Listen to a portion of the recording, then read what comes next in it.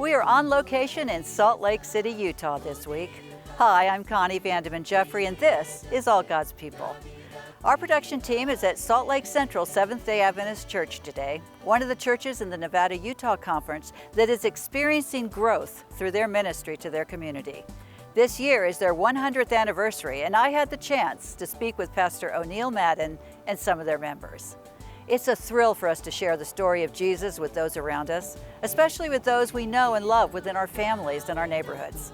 Sharing the good news of the gospel is a focal point for every Seventh-day Adventist church. And that's why we've brought our All God's People crew to Salt Lake City.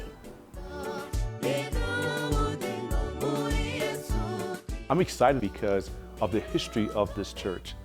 Salt Lake's been here 100 years, and when you look back at the history, and I wish everyone take the time to look at the history in this culture that is basically a Mormon city. Adventists developed and grew. Black Adventists came to Salt Lake City, and it was difficult, it was challenging, but the church survived. William Green, he was grandpa to me. He felt like the work that was being done in the church that he was at, while it was a great church, wasn't really reaching out to the people of color.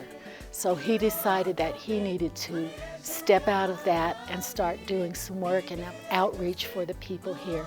And actually, this church is just a few blocks down from where the original church started.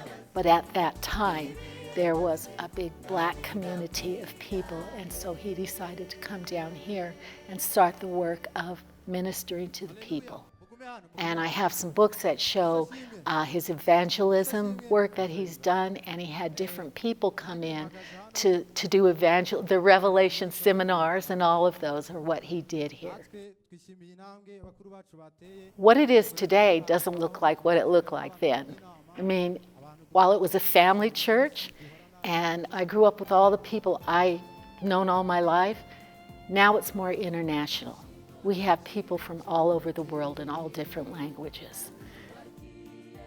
This church is so diverse, and one of the things you learn early on is every culture has a different way of looking at stuff. And some things are offensive to one culture are standard to another culture. And it affects everything from how you greet somebody to what you bring to potluck.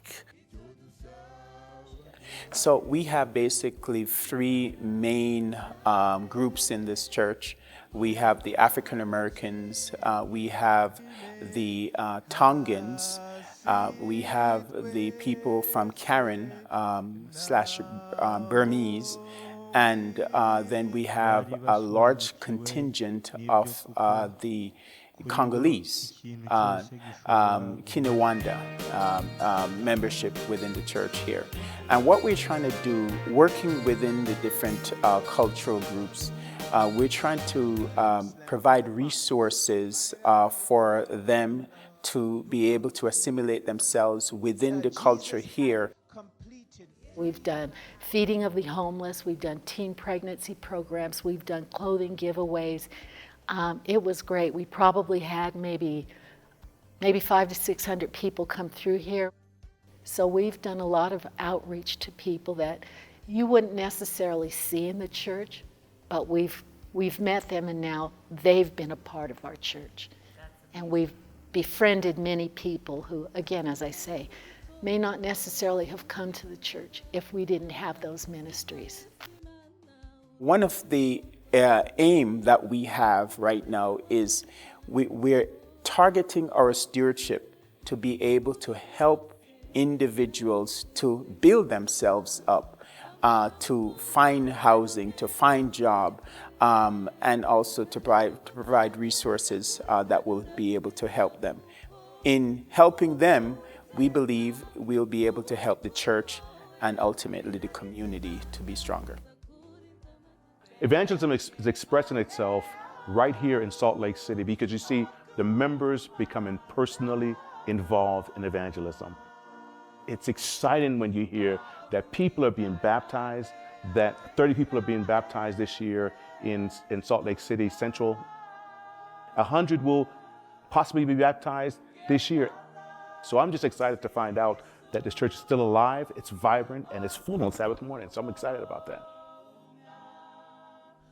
I'm so inspired by our visit to Salt Lake Central Church.